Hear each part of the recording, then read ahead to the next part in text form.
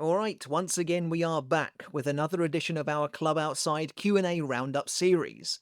And as always, Kubo takes and answers a variety of questions directly from fans over on his personal Q&A platform, and then we try to dissect those answers right here on the channel, and see if there's anything of value to be found among them. A lot of the time, Kubo's comments are a mix of light-hearted chatter and fluff, but sometimes we are given real, genuine insight into the story and world of Bleach that for whatever reason simply wasn't found in the original material. And as always, I'm not going to be looking at every single answer he's ever given, nor even necessarily looking at them in any kind of chronological order.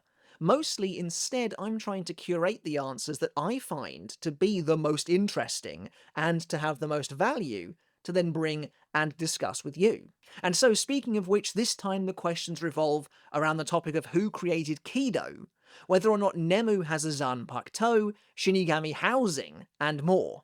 A huge thank you to both M Shadows and Rarix211 for providing the translations to the questions and answers this time, and as always there is a link in the description to where you too can find them, so make sure to go and check them out. Right, on with the latest roundup. We'll begin with the topic of the Kidō creator, as that's a subject that's fascinated me for a long time, and I'm sure Kubo has a lot to say on it. Before we get started on the video, guys, if you enjoyed today's video and you want to see more just like this from the channel, consider hitting subscribe down below, as your support does make a massive difference. And check out my other channel, Mr. Tomo Talks Games as well, where again your support is making a huge difference over there, and it's greatly appreciated. So, first up, the idea of a potential Kidō creator. The existence of one lone figure who created the concept of Kidō and Kidō spells as we know them today is one that the community has been discussing and speculating about for a very long time now, since long before the Zero Division and the requirements for entry into their ranks was even revealed. And yet once said requirements at long last became known, the notion of a Kidō creator and their complete absence became all the more conspicuous.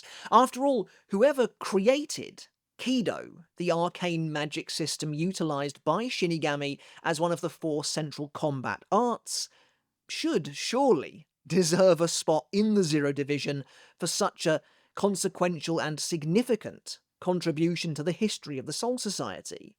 One that, at least in my opinion, is close to rivaling that of, say, the iconic Shinigami Shihakusho. Maybe it's not quite on that level, but it feels like it should be up there. Hell, Korinji Tenjiro was promoted to the Zero Division for the creation of Kaido, the healing branch of Kidō.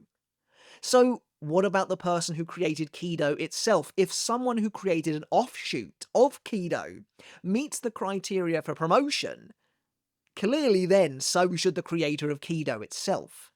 As we've lamented many times before here on the channel, Kidō is one of Bleach's coolest yet most underdeveloped concepts, and is barely explored beyond a surface level. The history behind the spellbook of the Shinigami is totally unknown to us beyond a few tiny ripples. Major figureheads representing Kidō in Bleach, the likes of former Kidō Corps Captain Tessai Tsukabishi and his former Vice Captain Hachigen Ushoda, are barely present in the story as it is, and any connection they once had to Kidō as it was among the Gotei 13 is now, for all intents and purposes, irrelevant. And speaking of which, the Kidō Corps itself is practically invisible, which is a huge shame. So, if there ever was one singular, mystical lord and master of all things Kidō, whoever they may be, there hasn't ever been so much as an inkling towards their true identity. Anyway, Kubo was asked the following question, which reads, "The Shinigami who created Kidō was probably assigned to Squad 0, but have they already died?" To which Kubo simply replied, "They weren't in Squad 0, the details are a secret." Okay, so apparently he doesn't have much to say at all. Yes, it's yet another of Kubo's little teases. For what purpose the details are being kept a secret, well, we have no idea. Maybe Kubo is planning on using this character or concept in the future, maybe he isn't. It's frustrating all the same. In fact, the only reason I'm actually entertaining this topic as the topmost discussion of the video today is because I personally love the concept of a creator of Kidō, and think Kidō has a ton of potential left untapped. But Kubo certainly isn't giving us much to work with. All we can really glean from this is that the creator of Kidō was never in Squad Zero, which I think most of us had gathered anyway, but it's nice to have confirmation, I suppose. The real question is, why not? Again, no disrespect to the man, but if Tenjiro can make it in, then it's clearly not a question of criteria alone. And clearly, based on Kubo's answer, Kidō was in fact created by a person. A part of me wondered if Kidō perhaps came about more as a living concept, a magical force or something like that, and that multiple Shinigami simply harnessed it in different ways over the years, giving way to Kidō as a combat art. But clearly that isn't the case. Personally, that's fine with me, as I do prefer the idea of a Shinigami wizard or something akin to that, perhaps living in isolation. Or maybe the foundation of what would be known as Kidō today was created or came upon by multiple Shinigami at once. Perhaps it was a group of Shinigami who all came together and finally unlocked and understood the secrets of what would be Kidō in the future. And so before we go on, let's first speculate as to what's actually going on with whoever created Kidō, whether they are a single solitary person or a group or an organization even. Based on Kubo's answer, we can surmise that wherever they are now, it's not quite as simple as them just being dead, or else why wouldn't he have said so? Well, I guess he has a bit of a penchant for being vague, but still. The obvious answer, and the one that everyone is going to immediately assume, is whoever they are, they're in hell. They're dead, but not quite. The Hell arc is pretty much the first and foremost answer to every single one of these cryptic teases and allusions to secrets and unknown details by Kubo, and I guess that's not surprising. On the one hand, it's indicative of what a clever setup Kubo has built for himself with that potential arc. The fact that captain-level Shinigami have been going to hell since at least the creation of the Gotei 13 means the floodgates are open to see, well, just about anyone that Kubo fancies being there. Ginrei hasn't been seen inexplicably for 100 years. Well, he died at some point and went to hell. And so that's always a possibility, assuming the Hell arc ever actually happens. And that's obviously a big asterisk. Maybe a slightly more out there, but perhaps interesting possibility is the idea that the Kidō creator, whether they are one or multiple people, is not only still alive, but maybe even involved with the Gotei 13 in some ongoing way, even to the present day. We've seen so very little of the Kidō core. Could they secretly be behind that entire division, even superior perhaps to the captain at the time? Or if they are so skilled with what is essentially spirit energy manipulation as to have actually created Kidō itself, maybe they too exist in a separate dimension akin to the Zero Division, perhaps living in isolation while continuing to perfect their craft. Either way, there is massive potential for a character or characters like this, and while Kubo's cryptic answers might give rise to some hope we'll see them in the future, personally I'm not yet convinced, but I'd love for it to happen. Alright, up next we've got another topic that's frankly a little frustrating to cover, but I think worth covering all the same. Kubo was asked the following question, which reads, "Does Nemu have a Zanpakutō?" To which he simply replied, "She does, but I don't really think it'll ever appear." Again, I can't really see the point in answers like this, especially since Nemu is one of the few Shinigami to actually be, well, killed in the manga, pretty much completely removing any chance of seeing her Zanpakutō, which is basically what Kubo is reiterating here in his answer. It's interesting, a long while ago, Kubo drew a colour spread of all the vice captains of the Soul Society arc drawing their Zanpakutō, and so that image included characters like Nemu and Nanao, both of whom are shown wielding a Zanpakutō of their own.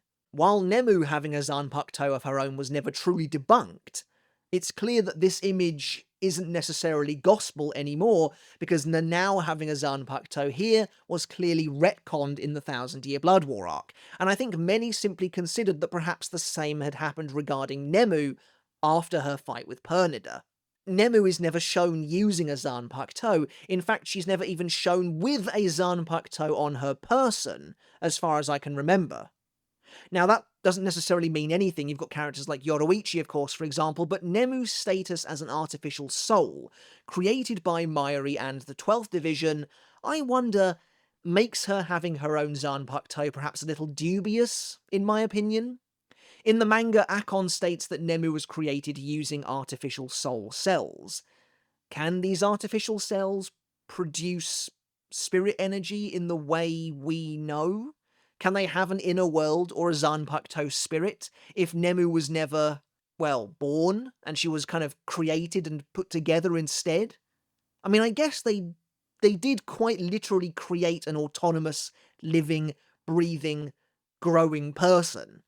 That was the entire idea behind Nemu's character development and participation in the battle against Pernida, after all, so I guess, why not? That she had grown and evolved beyond even Mayuri's expectation, that was the whole idea, but still, for her to have a Zanpakutō of her own, that means she somehow imprinted upon an Asauchi and achieved Shikai. Unless Mayuri just straight up created her a Zanpakutō, which it's kind of a cool idea, to be honest. Unless that's the case, I'm assuming she did everything a regular soul does. Just, I guess, under the constant supervision of her father. You know, I doubt she ever went to the academy or anything like that. What would her Zanpakutō look like? You know, as she was born of Mayuri's dream and ambition, if we assume that he didn't just create her a Zanpakutō, would her Zanpakutō have reflected that? Would Nemu's Zanpakutō therefore be a variation of Ashisogi Jizo, perhaps? During her brief showdown with Pernida, Nemu tells Mayuri that she's drawing out the capabilities of the Shinigami body Mayuri bestowed upon her. So I guess in a very roundabout sense, what I'm getting at is if Nemu is an artificial soul with an artificial Shinigami's body, does that mean her Zanpakutō is also artificial? We're getting back to the idea now that maybe Mayuri has in fact just created her one.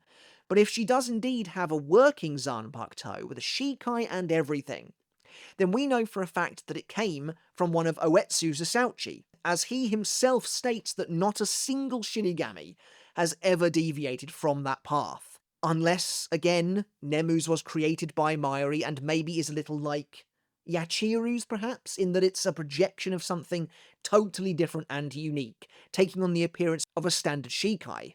The simplest answer is usually the one that's correct, so I'm kind of assuming that Nemu just has a normal Zanpakutō.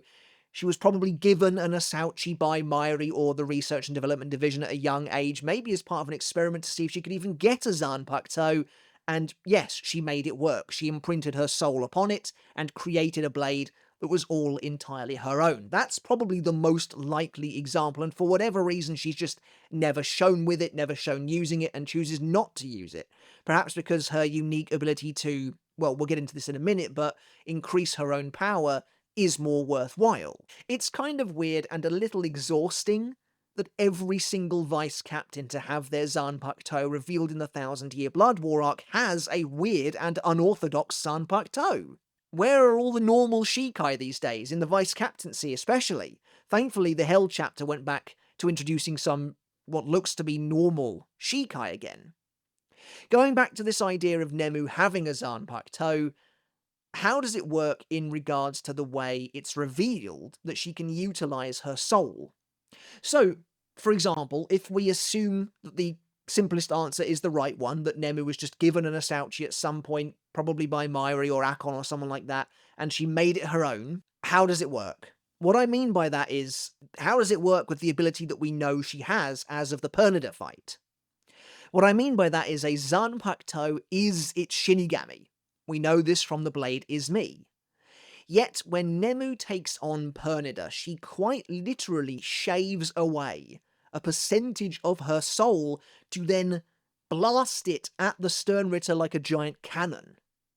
When she does that, is she shaving away a portion of her Zanpakuto as well? Does it work like that? Would her Zanpakuto become weaker as a result? Or is it literally her physical body that she is shaving away, her konpaku that she's eroding? Either way, I'm assuming if Nemu survived the encounter with Pernida that she would never have been able to regain that missing 6%. And so maybe her Zanpakuto would have been negatively affected, but maybe I'm wrong. Ultimately, though, again, Kubo has stated that it's unlikely to appear, so we'll never know the specifics. In some sense, it is more realistic for us to just not see every Zanpakuto or to go in depth on them all, as there are so many of them, but still, why not just tell us what her Zanpakuto is in the answer? Unless, of course, Kubo himself has no idea. Okay, but moving on, there isn't too much to discuss regarding this next topic, but I thought it was an interesting piece of world building all the same from Kubo. So Kubo has asked the following question, which reads: what does the regular house of a Gotei 13 captain and their troops look like? Do regular troops live in places like tenement houses? So it's an interesting question, I think, and it's true that we've never really been given a detailed look at the Gotei 13's living quarters. We've seen the grounds and the extensive manors of some of the nobility before, and yes, specifically in the Hell chapter, we do get a look at Rukia and Renji's house a little bit, though Kubo actually specifies a different Shinigami example in his answer, which reads: as can be seen with Madarame in the Hell arc, high-ranking officers are given mansions.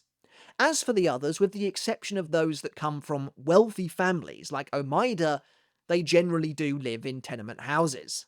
I have a few things to say about this answer. First of all, it's undeniably cool and exciting that Kubo brings up the Hell arc of his own volition here. Even just an acknowledgement of its existence is nice to see, beyond him saying that he won't draw it if people are asking him about it. Secondly, it makes sense to me that the rank and file live in, for all intents and purposes, apartment buildings.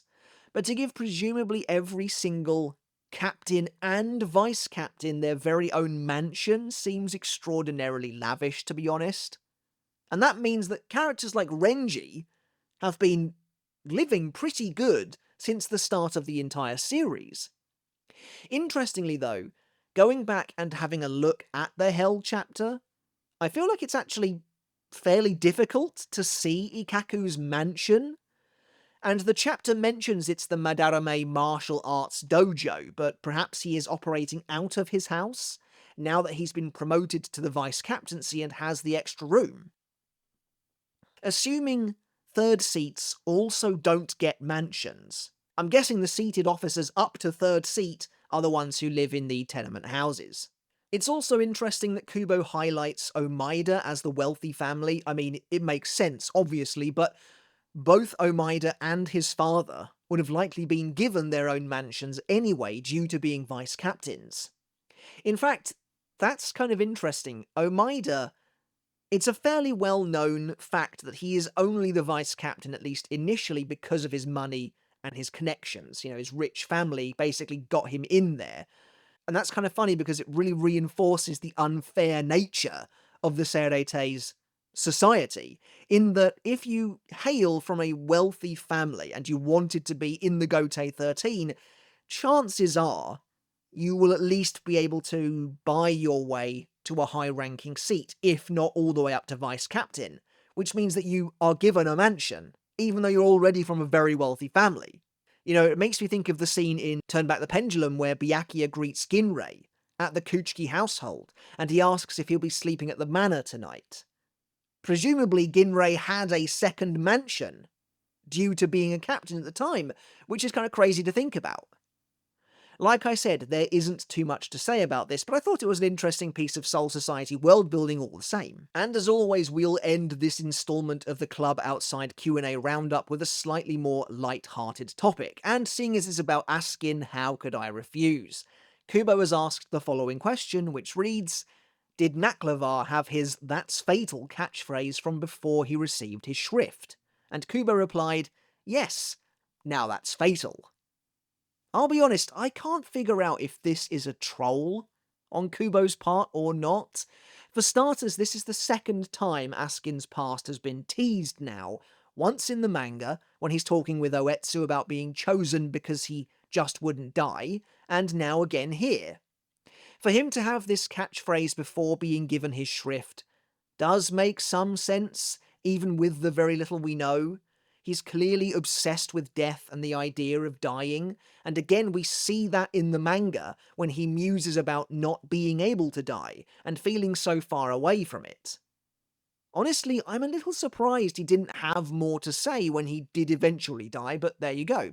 Kubo repeating Askin's catchphrase is what makes me wonder if he's trolling or not, though. Or maybe he's just having a bit of fun. Either way, it does make me wonder what Askin was missing in order for the death dealing to have completed him in the way shrifts normally supposedly work, or what it represents. Maybe we'll find out more in the final core of the anime, but sadly, honestly, I doubt it.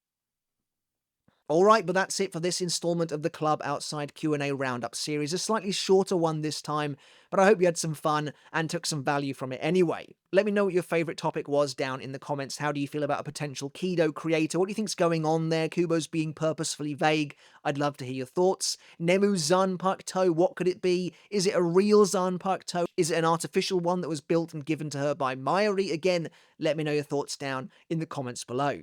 Alright everyone, once again, thank you so very much for watching. Consider hitting subscribe if you enjoyed today's video. It does help out massively. Check out my other channel, Mr. Tomo Talks Games, as well. Your support over there is making a big difference. I'd like to try and hit 15,000 subs by the end of the year. Again, I know I haven't uploaded in a couple of weeks, but I'm working on a bigger video that's going to come out soon, so I hope you check that out, and I hope you enjoy that as well. And as always, a massive thank you and a huge shout out goes out to everyone supporting me over on Patreon, without who I simply wouldn't be able to keep doing this, so it does make a massive difference, and I really do appreciate each and every one of you so very much. If you do want to support me over there, you can get your name in the credits of every single video just like this. A shout out to each and every one of you. And of course, you can enjoy my videos absolutely free of YouTube ads over on Patreon as well. And again, I have to just give you all another massive thank you. It does mean absolutely everything. Alright guys, until next time, I'll catch you later, and I'll see you then.